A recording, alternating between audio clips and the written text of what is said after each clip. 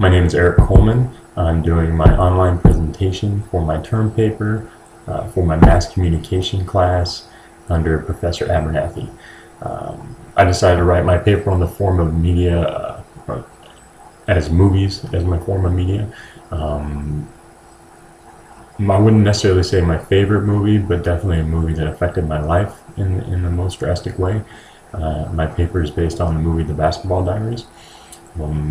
Lead actor in it was Leonardo DiCaprio, and in the movie he is a teenager who struggles with drug addiction, crime, hurting the people he loves, getting kicked out of his home, making some really bad decisions based on influence. Kind of breaks down just about any level of teenage angst that you would experience on the most magnified level. So what I went ahead and did is presented it in a way that it affected my life, because growing up, unfortunately, I didn't have a lot of parent involvement to kind of give me the path of right or wrong. And this form of media in the 90s actually reached out and kind of grabbed me and led me in the right direction. Through watching the sex and the violence and the negativity in this movie, I was actually able to see the example of what not to do. And really a lot of the big decisions that were made in the most influential moments in my life were actually because of this movie. We all have peer pressure when we're teenagers. We all experience some level of it. I think in my case it's a little bit more extreme. Anyway, the movie helped me see what could happen if I chose those paths, and it influenced me. It really directed me in the right path. It did good things for me overall.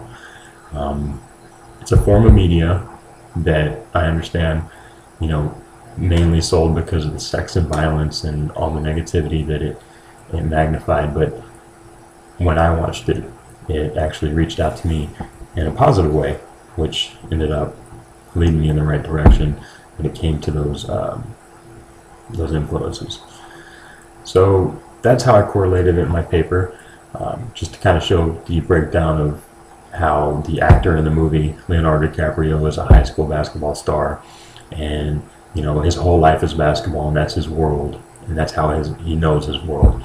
And then he starts struggling with drug addiction and questionable activities, and starts seeing the people that he trusts and loves the most betray him and do bad things. And throughout it all, he spirals down, and he has a really hard time coming back up. But overall in the movie, he learns that what's important in his life is his poetry, and moving forward and not getting stuck in those situations. And I think for me, I was also a high school basketball player. I also wrote poetry and was big into writing down my thoughts and keeping things to myself. And really it kind of reached out to me on a personal level, and that did a lot for me overall. So it's a form of media that actually really did affect my life, which was pretty amazing. Still to this day, the images are burned into my head, as the agenda setting theory states. At any given moment or situation, I can plug into that movie and remember something that jumped out at me. Also, the other side of that is the spiral of silence theory and how it plays into the situation. Unfortunately, when people ask me why I didn't end up in a bad situation when I was faced with so many influences when I was growing up, I usually just kind of refer them to, I had older brothers, I watched what they did, and therefore I learned from that. That's more the acceptable response in a public setting. I'm quick to hold back the real story of being influenced by a movie and helping give me the right or wrong answers, I guess you could say. When I'm in a public setting or when I'm in a situation like that, it's more acceptable for me to give them something that makes sense rather than a kind of weird and quirky way of explaining how I was influenced to do the right thing instead of the wrong thing by a movie with Leonardo DiCaprio. That's actually kind of ridiculous when you think about it. And that would kind of play into the spiral of silence theory. Because when we're in those situations, we're more likely to hold back our opinions and our real, true thoughts and replace them with something that's more acceptable by society, or more acceptable on a moral standpoint. So that's how I kind of tied that in. I actually enjoyed writing this paper. Kind of reminded me of why this movie was so important to me and why I own it and usually use it as a reference.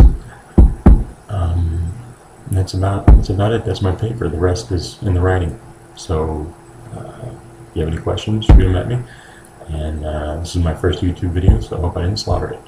Thanks.